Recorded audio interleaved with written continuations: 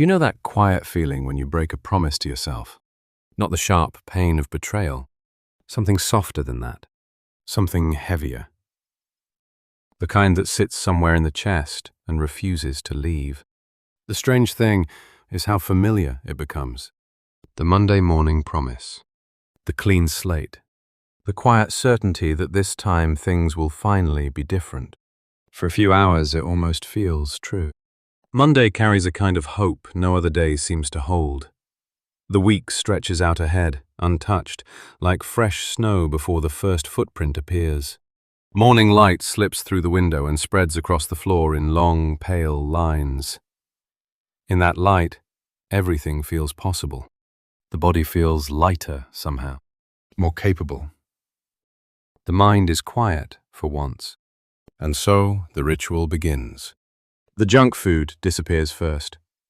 Bright wrappers crinkle softly in the bin, the dry sound of plastic strangely cheerful, as if even the discarded things approve of the decision. The cupboards look different afterward, emptier, but also cleaner. The running shoes are placed by the door, still new, their soles untouched by real distance. Not worn, placed. They sit there like a small monument to the person you are about to become. The promise forms in the quiet kitchen, in that brief space between decision and action. It is made without words and without witnesses, a private structure of intention built in the span of a single breath. This time will be different. The first day feels almost effortless. There is lightness in the chest, a small electricity in the body. Every right decision feels like proof that something has finally changed. The second day becomes harder, a quiet battle of willpower. The jaw tightens. The effort digs a little deeper. But by the third day, something else appears. Not the honest tiredness of hard work. Something heavier. The kind of exhaustion that sits behind the eyes and presses down on the shoulders like damp cloth. The day has been long. The commute, the noise, the endless small demands that arrive one after another. Nothing dramatic, just life. By evening, the room feels smaller. The light has changed, softer now, amber, slowly withdrawing from the corners. And somewhere inside, a quiet voice appears. It doesn't argue.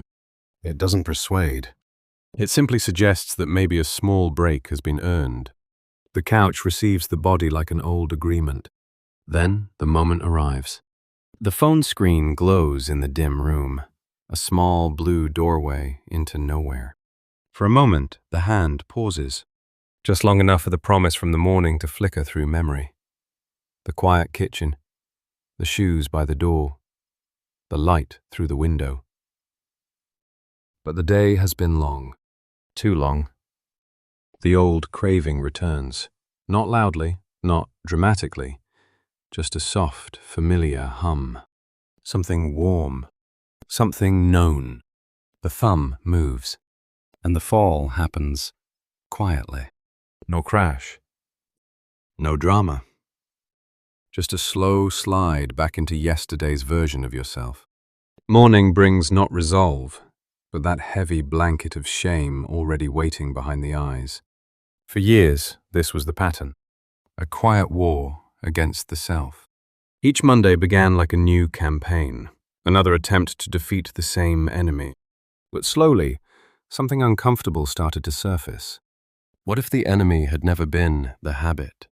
What if the real battle was happening somewhere else entirely? Each attempt was the same, sudden, absolute, unforgiving. Every weakness targeted, every comfort removed at once. The body pulled against itself like two hands pushing on opposite sides of a wall. The effort enormous, the wall unchanged. It was like trying to force a river into a new path using bare hands. For a while the soil would give. The digging felt powerful. The arms would ache with something that almost resembled progress. But water doesn't care about effort. It follows the grooves carved deepest by time. And time had been working here for years. The exhaustion came not only from trying, but from failing in the same place again and again. Not the sharp pain of a single wound, the dull weight of the same wound reopened. The desire to change had never been missing. It arrived every Monday, bright, urgent, certain, like a struck match. But matches burn brightest just before they disappear. One quiet afternoon he sat by the window, not meditating, not planning, just sitting. The room carried the soft stillness of an empty weekday. A thin strip of sunlight crossed the floor, and inside it dust drifted slowly through the air, not falling, not rising, just moving. He watched them for a long time. There was something strangely calming in their indifference. And then a different thought appeared. Not dramatic, not sudden. More like noticing a small detail in a room you have lived in for years. What if the goal had never been to conquer the mountain all at once? What if it was only to lift a single stone? The thought was small enough to hold easily. No heroic effort, no grand vow. Just something simple. Something so small the mind would have nothing to argue with. The name for it would come later. Kaizen. But the feeling arrived first. Quiet and patient. A whisper instead of a command.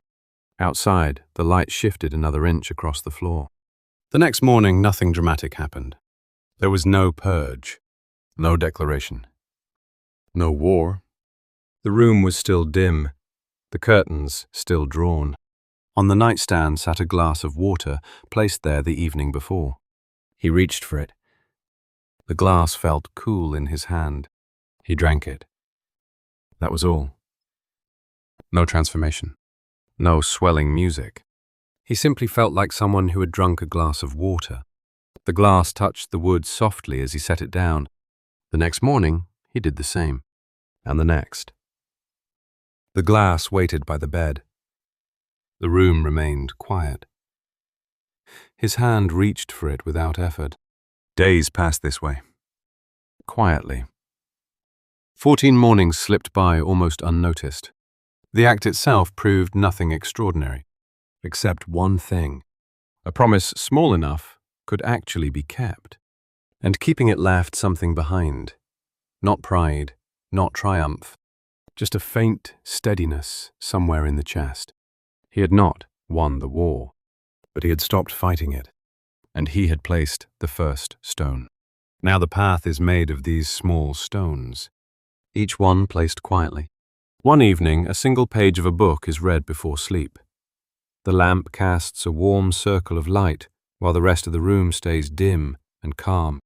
Another night, the phone is set aside 5 minutes earlier. Not with effort. Just placed down the way, an empty cup returns to the table when the tea is finished. 5 minutes of silence. 5 minutes of the faint sounds of the street outside. It does not feel like victory. It feels like nothing at all. And that is exactly why it works. The changes never shock the system. There is no violent before and after. The old self is not attacked. It simply receives less space each day, like a room filling slowly with light. Not because the curtains were thrown open all at once, but because the earth quietly turned. Darkness does not fight it. It simply fades. The transformation is not an event. It is a season. So gradual the shift is invisible, until one day the shoes by the door are worn instead of new, until mornings begin to feel different. There is no finish line, only the path. And today, another small stone.